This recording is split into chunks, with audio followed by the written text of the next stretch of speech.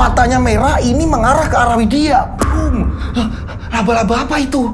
Kok besar sekali? Widya yang penasaran, dia bangkit dari kasur, ya kan? Dia menyalakan lampu. Dinyalakan lampu, ceklek. Saat Widya kembali lagi melihat laba-laba itu tadi.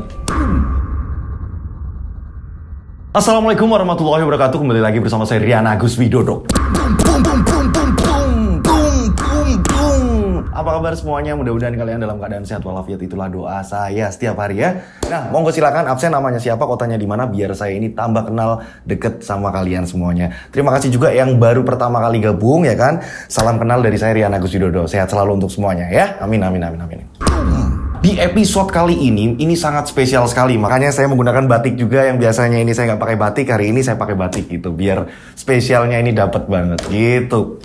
Ada sebuah kiriman cerita dari subscriber. Kenapa saya bilang tayangan ini spesial? Kemarin ini kan saya nggak tayang. Jadi ini cerita yang sangat panjang sekali dan mengerikan. Makanya saya butuh waktu lama. Yang biasanya ini mungkin 2, 3, 4 jam saya menghafal. Ini sampai seharian, bahkan mata saya nggak kuat, terus akhirnya besoknya ini disambung untuk menghafalkan. Bener-bener cerita ini sangat melelahkan, akan tetapi cerita ini sangat menarik sekali, sangat mengerikan sekali. Ceritanya apa sih mas? Jadi ada seseorang yang mengutus puluhan dukun untuk mengirim santet kepada satu keluarga besar. Motif ini didasari oleh cemburu, iri, dan dengki. Akan tetapi ada seorang anak kecil perempuan SD yang mencoba untuk mematahkan serangan-serangan santet dari puluhan dukun tersebut. Berhasilkah anak perempuan SD yang masih kecil melawan puluhan dukun? Dan siapakah sebenarnya dalang dibalik semua ini yang ingin menghabisi satu keluarga besar?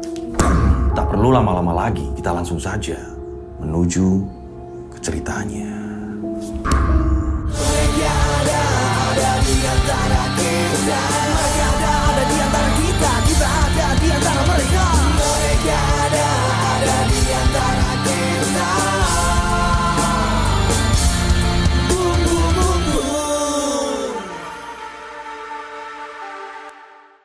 Dari pengirim cerita ini mewanti-wanti, mas tolong nama tempat semuanya disamarkan karena di sini menyangkut beberapa orang yang ada di sekitar saya.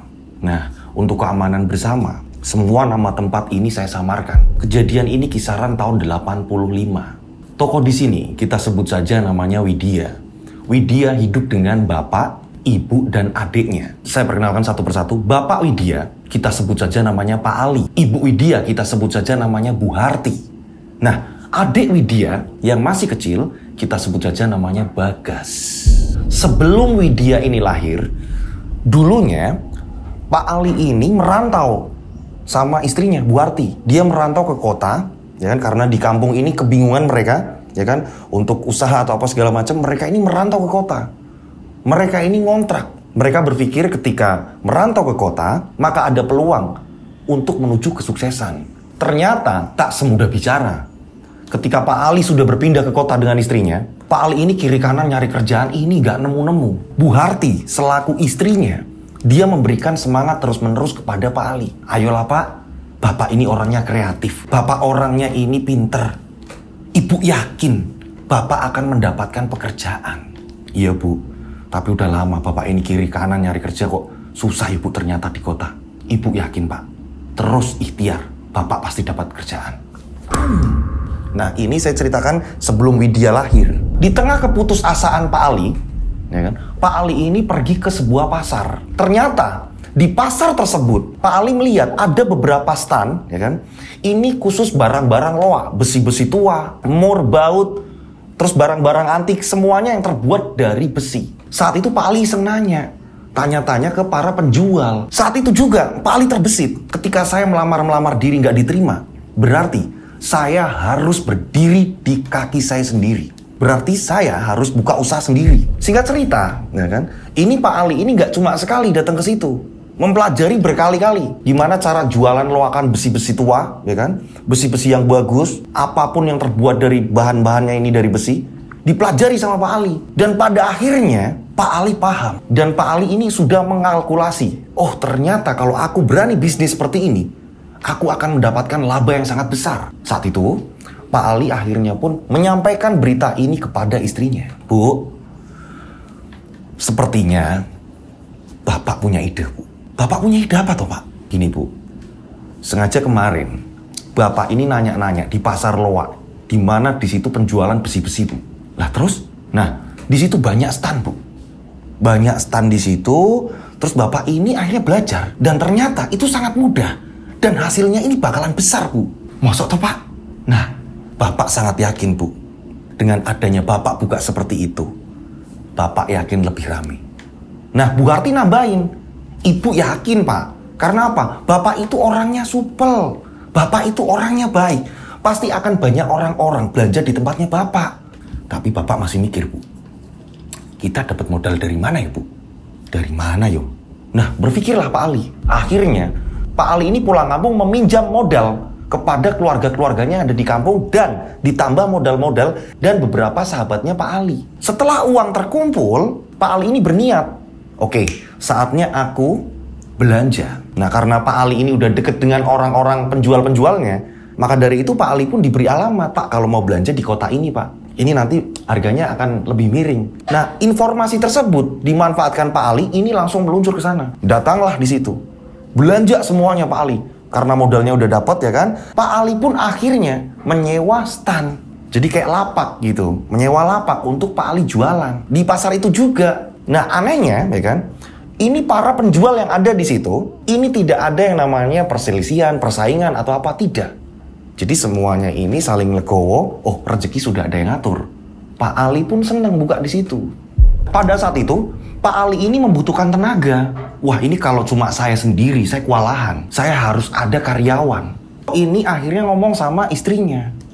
Bu, Bapak ini lagi pusing, Ibu. Bapak butuh karyawan, tapi Bapak ini juga belum berani untuk gaji, yo, Bu. Iya, yo, Bu. Nanti aja, Pak. Sementara nggak apa-apa, susah-susah dulu. Walaupun berat dijalani dulu. Nanti kalau udah ada untung, dan Bapak bisa menyisihkan untuk membayar karyawan, baru Bapak nyari karyawan. Iya, yo, Bu. Yaudah, Bu. Akhirnya dilanjut lagi nih kerjaan. Akan tetapi memang lapaknya Pak Ali dengan karakter Pak Ali yang sangat ramah sekali membuat orang-orang ini pada belanja besi semua ada di situ.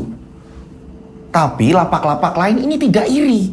Berjalannya waktu, Pak Ali yang sangat ramai sekali, pengunjungnya udah banyak sekali, yang pembelinya ini juga udah mulai banyak sekali. Nah, setelah uang juga udah cukup untuk menggaji, akhirnya Pak Ali ini merekrut seorang karyawan. Nah, kita sebut saja namanya Karso. Nah, Karso ini disuruh membantu di tempatnya Pak Ali.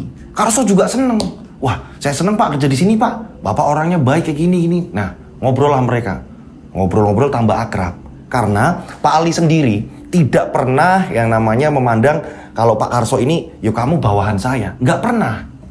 Jadi benar-benar seperti layaknya saudara. Dengan adanya Karso sebagai karyawannya Pak Ali yang ada di situ, ini yang awalnya saya bilang tadi, tidak ada persaingan, tidak ada perselisihan. Ini banyak stan-stan yang tiba-tiba ini kayak cemburu. Karena apa? Kebanyakan ini mereka buka, mereka jaga sendiri. Ada juga yang nggak pakai karyawan. Nah, jadi mereka tiba-tiba iri. Ini Pak Ali kemarin habis nanya-nanya, setelah udah saya cariin jalan keluar, tiba-tiba laku laris, sekarang udah ada karyawan. Sedangkan saya begini-begini saja. Mulailah di sini ada percikan-percikan. Akan tetapi, Pak Ali ini tidak pernah berburuk sangka kepada stan-stan yang lain. Kita sebut saja stan yang paling pojok, ya kan? Stan yang jauh, bahkan jauh sekali dari Pak Ali. Ini yang paling pojok kita sebut saja namanya Pak Parno. Ini setiap lewat depannya Pak Ali, ya kan? Setiap lewat depannya Pak Ali, dia selalu memalingkan muka, seperti tidak suka. Tapi Pak Ali terus tetap menegur. Pak Parno, pergi. Itu yang paling pojok. Nah, berjalannya waktu, semakin ramai, keuangan semakin banyak. Pada suatu ketika Bu Harti ngasih kabar, Pak, Ibu mau ngomong sama Bapak. Ngomong apa toh, Bu? Ibu hamil, Pak. Di sini Pak Ali senang. Alhamdulillah, Ibu hamil toh, Bu. Dicek, dan bayinya seorang perempuan. Senang sekali Pak Ali ini. Pak Ali bener-bener girang. Ini rezeki, Bu, berarti. Bapak usaha lancar, dan Ibu hamil. Kita akan segera memiliki anak, Bu. Boom, seneng. Akan tetapi berjalannya waktu, usia kandungan Bu Harti saat 7 bulan, Pada malam hari, Bu Harti ini gelisah. Bu Harti ini bolak-balik. Pak Ali pun tanya, kenapa sih Bu? Gak apa-apa Pak. Ibu ini loh, udah. Itu kan sudah 7 bulan. Ibu gak usah bolak-balik. Nanti capek. Bapak istirahat dulu lah Bu. Nah Pak Ali pun istirahat. Disusul sama Bu Harti. Tidur, tapi dia kayak gelisah. Nah tiba-tiba, semua gelap. Tiba-tiba Bu Harti ini seperti diarahkan untuk berjalan keluar rumah. Padahal itu tengah malam. Setelah di luar rumah, ya kan, Bu Harti ini bingung. Kok aku di luar rumah? Ngapain aku di luar rumah? Dan gak lama kemudian, tiba-tiba ibunya Bu Harti ini kan udah lama meninggal, ya kan? Ini tiba-tiba dia datang. Almarhumah ibunya Bu Harti ini datang dengan membawa payung. Ibu, tanpa nono, terimalah payung ini. Almarhumah ibunya Bu Harti tiba-tiba melempar payung yang ia bawa. Payung apa iki Bu? Diterima sama Bu Harti. Saat berhasil ditangkap, tiba-tiba almarhumah ibunya Bu Harti ini mengatakan, ojo wedi ti, delok engkas, bayimu lahir. Yo, jangan takut, sebentar lagi bayimu lahir. Saat itu juga bayangan hilang, ya kan? Ini ternyata Bu Harti ini mimpi. Aku mimpi. Setelah Bu Harti ini tahu kalau itu mimpi, Bu Harti pun segera melupakan. Iki kembang amben. Ini bunga tidur. Wes lah. Ora usah cerita karo Mas Ali. Ora usah cerita karo Bapak. Tidur lagi Bu Harti. Singkat cerita, berapa minggu kemudian, tiba-tiba Bu Harti kembali lagi bermimpi. Akan tetapi, kali ini yang datang di mimpinya Bu Harti bukanlah ibunya Bu Harti, melainkan nenek angkatnya Bu Harti. Jadi dulunya Bu Harti ini punya nenek angkat, udah almarhum. Nah, saat itu juga nenek angkat ini mengatakan kepada Bu Harti, Ti, aku minta sesuap nasi ono enggak? Yo Ti, sesuap wae. 1 suap saja. Bu Harti di dalam mimpinya mengiyakan. Sek Mbah, lunggu se, duduk dulu tak ambilin. Bu Harti pun ke belakang. Akan tetapi Bu Harti ini nggak ngambil 1 suap nasi, melainkan 1 piring nasi. Datang lagi, Mbah, iki Mbah nasinya. Ti, aku kan jaluke sesuap wae. Nggak apa-apa Mbah, ben wareg, biar kenyang. Nah pada saat itu neneknya Bu Harti ini mengatakan, kembali bicara, Nduk, aku tak melu kowe, aku tak melok kowe. Selama 3 hari ke depan, aku ikut kamu. Aku akan membantu proses lahiran bayimu. Yo, Mbah tak melok, Mbah ikut. Nggih Mbah, jawab dari Bu Harti. Nah setelah itu Bu Harti pun terbangun. Untuk mimpi yang kali ini barulah Bu Harti ini cerita ke suaminya. Pada keesokannya ini Bu Harti cerita, Pak, aku mau cerita Pak. Iya, cerita apa Bu? Bapak kan sering yang namanya keluar kota, belanja besi. Yo toh Pak? Boleh nggak Pak? Ibu ada 1 permintaan. Permintaan apa Bu? Kalau bisa 3 hari ke depan Bapak nggak usah keluar kota. Loh, maksudnya Bu? Ibu dapat mimpi Pak. Dan Ibu baru cerita ke Bapak. Ibu dimimpiin oleh almarhum Ibu datang memberi payung dan mengatakan sebentar lagi bayi yang ada di dalam perut Ibu ini mau lahir. Nah, yang kedua, Ibu didatangi Mbah angkat, nenek angkat Ibu, dan mengatakan hal yang sama, bahwa 3 hari ke depan Ibu mau lahiran Pak. Mungkin ini suatu petunjuk Pak, kalau Ibu ini mau lahiran. Jadi tolong ya Pak, Bapak di samping Ibu terus. Oh ya udah Bu, nanti Bapak nggak berangkat, biar Bapak jagain Ibu selama nanti selesai lahiran Bu.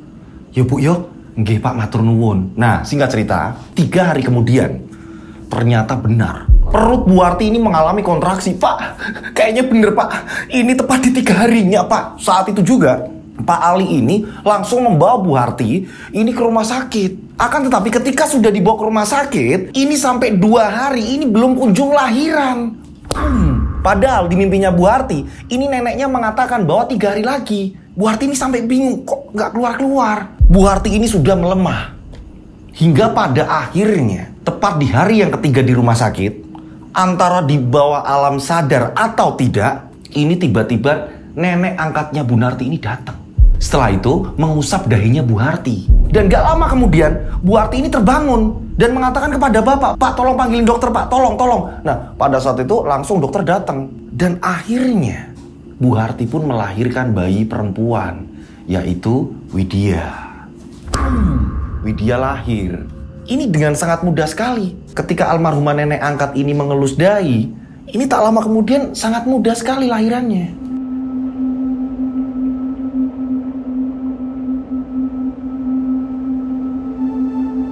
Singkat cerita, dengan adanya Widya lahir, ternyata membawa berkah yang sangat besar sekali. Jualannya Pak Ali ini semakin laris. Ini di luar dugaan. Sampai Pak Ali ini belanja terus-menerus keluar kota. Hingga pada akhirnya Pak Ali ini berhasil membeli tanah dan dibangun rumah. Saat proses pembangunan, Pak Ali juga membeli mobil. Lengkap sekali. Bu, inilah Bu, rezeki dari Widya, Bu. Rezeki dari Widya, Bu. Iya Pak, Ibu seneng Pak. Akhirnya kita bisa mewujudkan impian kita. Punya rumah sendiri, gak ngontrak. Singkat cerita, akhirnya mereka menempati rumah barunya. Tak hanya itu, tak lama kemudian, ini Pak Ali mempekerjakan. Jadi ada tetangganya, kita sebut saja namanya Didi, ya kan? Pak Didi ini disuruh menjadi seorang supir. Jadi ketika kemana-mana, ini diantar sama Pak Didi. Berjalannya waktu, ternyata lahirnya Widya ini terus-menerus membawa berkah. Usaha Pak Ali ini tambah laris. Ini yang membuat Pak Ali ini berani membuka 3 lapak lagi. Bu, Bapak ini mau buka 3 lapak lagi. Alhamdulillah Pak, Ibu ikut seneng. Ibu ikut seneng Pak, Ibu ikut seneng. Berhasil nih 3 lapak. Nah, karena membuka lapak lagi, otomatis membutuhkan karyawan lagi. Hingga pada akhirnya Pak Ali ini minta tolong ke adiknya. Kita sebut saja namanya Bagio. "Gio, kamu mau gak kerja di tempatku? Kayak gini-gini." "Oh mau Mas, mau banget Mas." "Dan tolong carikan 2 karyawan lagi. Biar satu stand itu 1 orang. Gimana?" "Iya Mas, siap, tak carikan." Akhirnya Bagio adiknya Pak Ali ini mencarikan 2 karyawan lagi. Kita sebut saja Umar dan Damiri. Jadi nambah 3 karyawan nih. Yang pertama adik kandungnya Pak Ali sendiri, yaitu Bagio. Yang kedua ini ada Damiri. Dan yang ketiga, ini ada Umar. Nah, semuanya, ya kan, seluruh karyawan ini sering sekali nih datang ke rumahnya Pak Ali ketika malam-malam ngopi bareng atau apa. Mereka ini semuanya akrab. Ini yang membuat benar-benar terlihat sejahtera.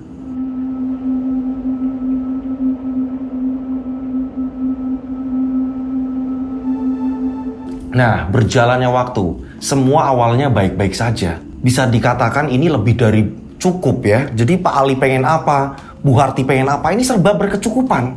Rumahnya aja ini sampai tingkat. Nah, inilah penampakan foto asli, ya kan, rumah dari Pak Ali. Di tahun 80-an, 90-an, rumah itu rumah megah. Beda sama sekarang lah ya, jangan disamakan sama sekarang. Rumah itu, ya kan, mungkin pada saat itu rumah yang sangat megah. Akan tetapi, walaupun mereka ini bisa membeli apapun, ini mereka tibalah ada ujian. Ujian apa? Yang namanya Widya, ini sering yang namanya step, sakit, demam. Dan demamnya ini tiba-tiba melonjak tinggi. Dibawa ke dokter langsung, ya kan? Nanti kalau udah turun, dia pulang demam lagi. Terus-menerus seperti itu. 2 minggu demam, seminggu sembuh, nanti demam lagi. Terus-menerus seperti itu. Dan ini berjalan, ini bertahun-tahun. Sampai Bu Harti ini bingung. "Pak, kok kayak gini terus ya Pak? Ibu walaupun ada apa saja yang Ibu pengen, tapi kalau anak kita ini seperti ini Ibu ini kepikiran Pak. Bener-bener gak tenang Ibu ini Pak." "Podo Bu, Bapak juga gak tenang. Ketika Bapak keluar kota, ketika Bapak kemana, ini Bapak kepikiran Bu. Kepikiran Widya. Sering seperti ini." Bu Harti ini berdoa terus-menerus, meminta pada Allah, meminta pada Tuhan. Ini berdoa, dan Bu Harti ini terus-menerus merawat Widya karena putri pertamanya. Jadi benar-benar Bu Harti ini penuh kasih sayang. Hingga pada akhirnya berjalannya waktu, Widya pun sembuh. Widya pun akhirnya masuk TK. Nah, saat Widya ini masuk TK, usaha Pak Ali tambah berkembang lagi, tambah naik lagi, Bu. Widya baru saja masuk TK toh ya Bu. Kok usaha Bapak ini semakin naik, Bu? Beneran Bu. Iki loh Bu hasilnya. Alhamdulillah Pak, Ibu ikut seneng. Widya juga udah sembuh, udah gak sakit-sakitan. Akan tetapi ada keanehan pada Widya. Jadi Widya pada saat itu sudah terlihat Widya ini anak yang nakal, anak TK yang nakal. Jadi dia ini hampir kayak cowok. Dia pemberani, akan tetapi dia ini lebih pendiam. Sering sekali nakal sama teman-temannya. Nah, pada suatu ketika, ya kan, ada kejadian yang masih diingat sampai sekarang. Padahal saat itu TK, ya kan. Pada saat itu, ibu guru TK ini sedang merapikan mainan-mainan TK yang habis dipakai sama teman-temannya Widya, begitu juga Widya.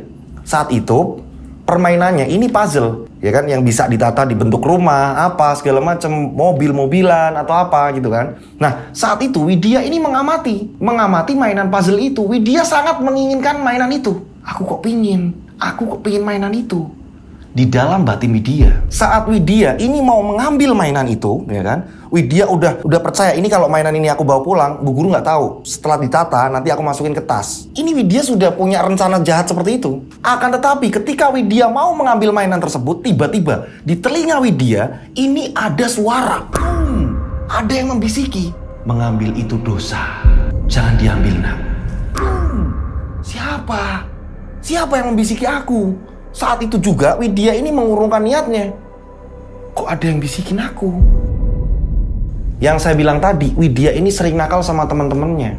Membuat teman-temannya ini nangis, berebut mainan lah, apalah segala macam. Ringan tangan Widya. Pada saat itu akhirnya Bu Harti pun dipanggil sama gurunya Widya. Bu, tolong Bu, Widya kalau di rumah dinasehati karena udah sering nakal sama teman-temannya. Ya tolong Bu, saya di sini kan membantu juga. Nah, Ibu di rumah juga. Peran ibu lebih penting, Bu. Nggih, Bu. Nanti saya bilangin Widyanya. Nah, sampai rumah, Widya dimarahi sama ibunya. Kamu itu kalau di sekolah jangan bandel, Dok. Melas ibu. Kamu juga jangan nakal sama teman-teman kamu. Iya, Bu. Terus Widya langsung masuk kamar. Selalu seperti itu. Ternyata Widya ini nggak ada kapoknya. Jadi di rumah, Widya ini sangat hobi sekali buka-buka lemari, ya kan? Bongkar-bongkar lemari. Terus di situ Widya ini ngacak-ngacak apa-apa barang-barang ibunya, bapaknya atau apa segala macem. Dikeluarin lagi, ditutup lagi, dibuka, semrawut pokoknya. Nggak hanya itu, sutil alat masak. Kalau di tempat saya namanya susuk ya Mas Lutfi. Ini alat penggorengan, ini sampai dipatahkan sama Widya. Boom! Ibunya marah-marah, kamu itu gimana? Itu kan buat masak. Widya dimarahi, akan tapi dia memilih untuk diam. Widya diam, akhirnya ibu nyamperin Widya. Sampai Widya ini dipegang tangannya. Kamu itu sebenarnya titisannya sopo? Kok bisa ngene? Kamu itu keturunan siapa? Kok kamu bandel sekali kayak anak laki-laki kayak gini? Widya hanya diam.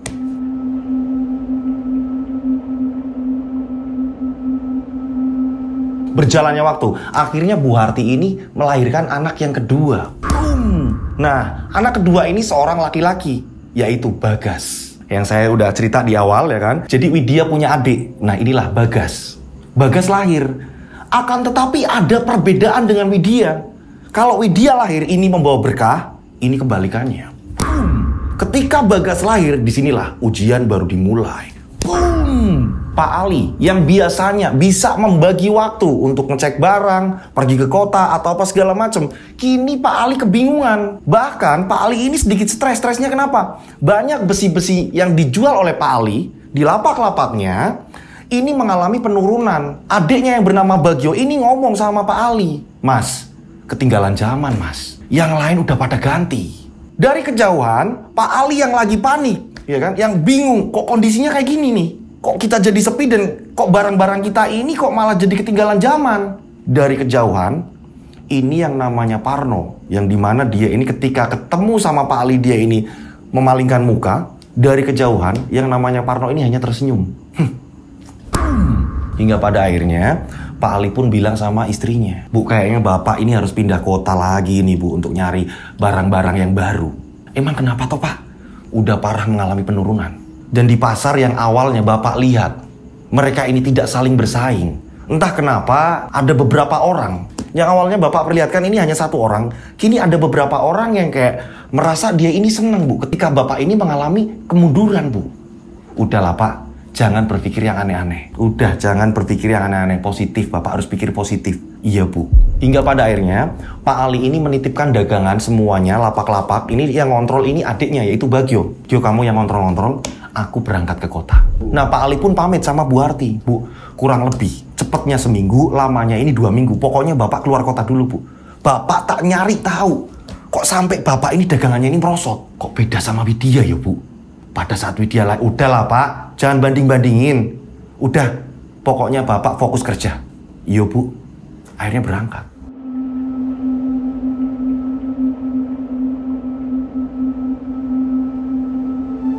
Setelah keberangkatannya Pak Ali, Bagio, adiknya Pak Ali, ya kan, ini ketika jaga stand, ya kan, di pasar, dia lagi ngontrol, ya kan, ini tiba-tiba Bagio ini ngerasa pusing. Kok aku pusing tiba-tiba? Karso, karyawan pertama, ya kan, karyawan tertua ibarat kata di situ.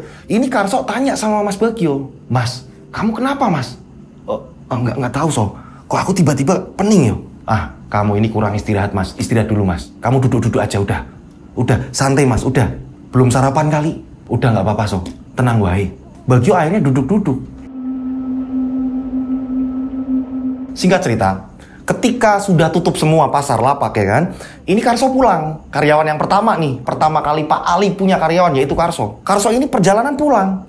Sampai di depan rumah tiba-tiba mata dia kunang-kunangan. Dia berkunang-kunang, bingung loh. Kok pandanganku buyar? Ini kenapa? Nah saat itu istri Karso tanya, Mas ini apa Mas? Kamu kenapa? Nggak tahu Bu, nggak tahu. Tiba-tiba Karso terjatuh. Bang! Karso terjatuh. Langsung dipapa sama istrinya. Ini langsung ditidurkan di kasur. Bu, Bapak kenapa ya Bu? Kok yang ini? Semenjak Pak Ali ini keluar kota, ini awalnya ini Bagio adiknya Bu. Dia ngerasain pusing, sakit lah. Ini kok Bapak? Ini ada apa ya Bu? Loh, Ibu nggak tahu Pak. Bapak tadi makan apa? Ya sama Bu, kayak nasi biasa warung. Tapi nggak tahu kok tiba-tiba Bapak pening Bu. Pada tengah malam ya kan, perut Karso nggak karuan, bolak-balik ke toilet, akan tetapi pandangannya ini buyar. Minta dipapa terus sama istrinya, bolak-balik perut merasakan sakit. Dan parahnya, perut semakin membesar. Mas, apa nggak ke dokter aja? Bu, dapat uang dari mana? Orang belum jatuhnya gajian. Terus Pak Ali ini lagi nggak di rumah. Piye Bu? Bapak kok perutnya sakit sekali. Dan tepat di hari kedua, Pak Karso ini mengatakan pada istrinya, Bu, titip bocah, titip anak-anak. Bapak orang kuat Bu. Pak Karso meninggal. Anehnya ya kan, Pak Ali kan sempat udah ngomong nih sama keluarga, Bapak ini keluar kota kurang lebih, ini kalau nggak seminggu 2 minggu. Istrinya Bu Harti ini kan udah mengizinkan nih. Iya Pak, hati-hati. Ini anehnya hanya 2 hari.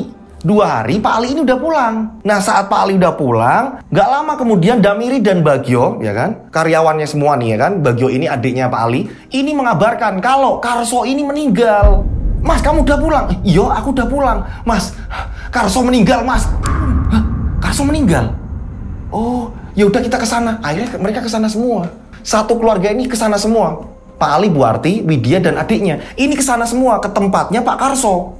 Dan istrinya menceritakan kronologinya, awalnya gimana, jatuh, terus baringan, terus ngerasa perut yang nggak karuan rasanya, bolak-balik ke kamar mandi. Akan tetapi perut semakin membengkak. Istrinya pun bercerita saat itu benar-benar sampai kelihat urat-urat birunya ini kelihatan. Dan pada akhirnya meninggal. Karyawan pertamanya Pak Ali.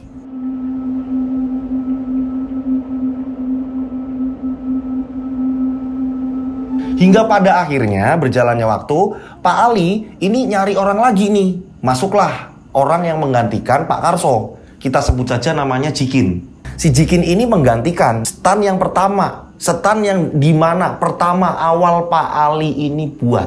Nah, Widya ini udah masuk SD kan, Widya udah masuk SD, berjalannya waktu, Widya ini bilang sama ibu bapaknya, Pak, Bu, Widya pengen dapat kamar sendiri. Widya kan udah gede, udah masuk SD. Ya udah, kamu pengennya kamar mana? Widya memilih kamar yang paling depan. Inilah kamar Widya. Nah, ini foto asli.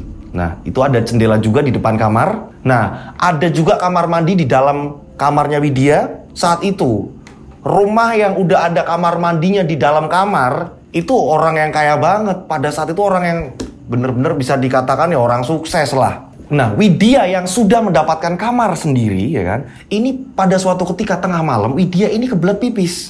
Akan tetapi Widya nggak takut kan, karena kamar mandinya ini ada di dalam kamar.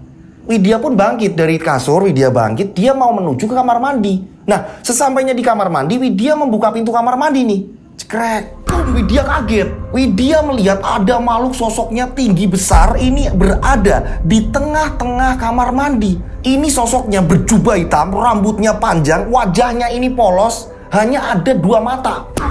Dan matanya ini berwarna merah menyala. Widya ketakutan. Dan saat itu makhluk tersebut ini memperlihatkan kukunya yang panjang. Widya ketakutan. Anak SD, perempuan, ya kan? Walaupun dia ini bandel kayak laki-laki, tapi saat melihat seperti itu Widya benar-benar ketakutan. Dia langsung lari, gak jadi pipis. Dia langsung naik ke kasur, menutup telinga dan mukanya, menutup matanya, ini dengan menggunakan bantal. Widya sangat ketakutan. Nah, Widya walaupun ketakutan, tapi dia tidak berani cerita sama ibunya. Karena apa? Karena Widya ini sering bikin masalah. Gak di sekolah, gak di rumah, gak di apa. Percuma juga kalau Widya ini ngomong sama ibunya. Widya memutuskan untuk tidak cerita ke ibunya.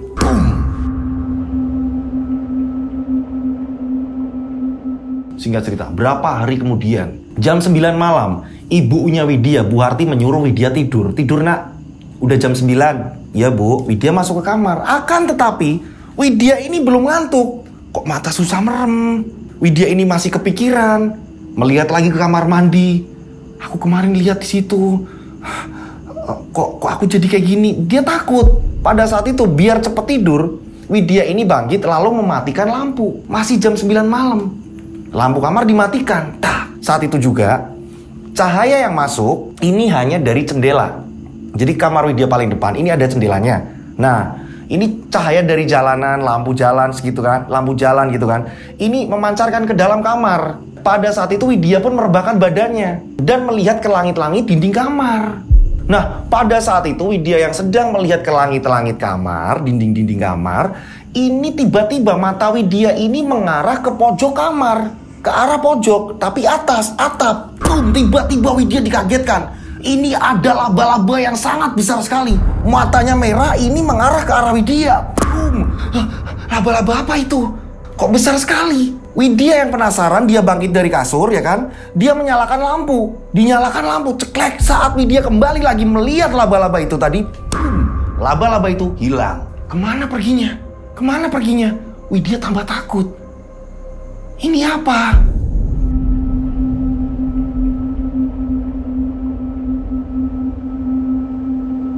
Nah, berjalannya waktu, ibunya Widya ini juga ditegur sama wali kelasnya Widya. Ibunya ini udah capek. Kamu ini seorang kakak, harus ngasih contoh buat adiknya. Jangan malah seperti ini, Dok. Ngerti kamu? Ibu malu loh dipanggil bu gurumu terus. Akhirnya itu yang membuat Widya semakin jadi pendiam. Jadi ketika ada apa-apa percuma aku cerita ibu, yang ada dimarahi. Nah, di sisi lain seperti biasa, Pak Ali ini sering keluar kota untuk melihat perkembangan bisnisnya. Besi-besi di luar kota bagaimana, yang terbaru bagaimana. Gak adanya Pak Ali, Widya ini mengajak main adiknya. Ayo dek, main dek, ayo dek, main dek, main dek. Karena adiknya ini masih kecil kan. Adiknya masih kecil, nah Widya seperti biasa, gak kapok-kapoknya. Kebetulan, ibunya Widya ini sedang ngobrol, ada tamu di luar gitu kan. Nah, Widya kembali lagi nih. Dia bener-bener bandel, dia ngacak-ngacak lemari. Nah, pada saat itu Widya ini menemukan mukena. Saat mukena itu mau diambil Widya ini membuka mukena itu. Dan tiba-tiba, di bawah mukena, ini ada bunga-bunga kering. Ini bunga, ini sudah lama ditaruh di situ. Beragam bunga, ya kan? Ada bunga melati juga di situ. Ini dalam keadaan kering. Widya bingung, bunga apa ini? Bingung kan Widya saat itu. Dan akhirnya Widya mengurungkan niatnya untuk mengambil mukena itu. Takut dimarahin ibu. Ini persis di lemari ibunya. Ada apa ini? Kok ibunya Widya menyimpan bunga-bunga itu? Ada misteri apa di balik semua itu? Saksikan selengkapnya di part 2. Ceritanya bersambung nih, karena bener-bener panjang dan mengerikan. Jadi saya bagi nih, ada part 2. Kalian harus nonton ya. Oke, nah itulah tadi cerita di part 1 mengenai keluarga Widya. Nah, seperti biasa saya mengucapkan terima kasih buat pengirim cerita ya kan, yang udah mengirimkan cerita ini. Ketikanya bener-bener rapih banget, akan tetapi panjang, yang sehingga membuat saya ini ngapalinnya ini sedikit berat sih gitu ya kan. Tapi tetap saya berusaha semaksimal mungkin memberikan yang terbaik, dan mohon maaf kalau ada salah-salah kata dalam saya bercerita ya. Dan saya mengucapkan terima kasih juga buat teman-teman yang udah ngirim cerita ya kan. Dan buat teman-teman yang di rumah yang mau ngirim cerita ya kan, ini sekali lagi saya kasih tahu cara ngirim cerita yang bener gimana, karena banyak cerita yang akhirnya nggak kebaca. urut-urutannya saya bingung gitu. Nah, seperti ini caranya. Dikirim per paragraf atau per kalimat. Dengan seperti itu saya akan paham. Gitu. Namanya siapa yang mau disamarkan gitu kan. Mas, namanya disamarin semua aja mas. Atau kalian juga sudah langsung menyamarkan juga boleh gitu. Konfliknya seperti apa, terornya seperti apa, hantunya seperti apa, wujudnya seperti apa, penanggulangannya seperti apa, endingnya seperti apa. Jelas ditulis per paragraf gitu. Atau per kalimat. Dikirimnya seperti itu ya, oke? Nah, seperti itu. Nah, kirimnya kemana? Kalian bisa kirim ke DM Instagram saya, diketiknya sama seperti itu. Atau kalian bisa kirim ke nomor WhatsApp saya 0858-704-33336. 3-nya 4 kali, saya ulang 0858-704-33336. 3-nya 4 kali. Oke? Nah, seperti biasa dikasih nama dan nama kota kalian agar tidak ketumpuk dengan WhatsApp yang lain. Karena bener-bener setiap hari ini banyak WhatsApp masuk. Ya, jadi dikasih nama dan nama kota biar tidak ketumpuk dengan yang lain. Gitu. Saya berdoa mudah-mudahan penikmat channel Rian Agus Widodo ini selalu dalam keadaan sehat walafiat. Amin. Selalu dilindungi Allah Subhanahu wa taala. Amin. Dijauhkan dari mara bahaya. Amin. Ya kan, panjang umur, sehat selalu, ya kan, banyak rezeki terus-menerus. Amin amin amin. Amin. Akhir kata, saya Rian Agus Widodo mengucapkan wassalamualaikum warahmatullahi wabarakatuh. Nantikan di part 2-nya. Mereka ada di antara kita. Subscribe channel Rian Agus Widodo, kisah misteri. Ada di antara kita. Nyalakan lonceng, notif, tinggalkan komen, share. Mereka ada di antara kita. Mereka ada di antara kita. Kita ada di antara mereka. Mereka ada di antara kita. Mereka ada di antara kita. Mereka ada di antara kita. Kita ada di antara mereka. Mereka ada di antara kita.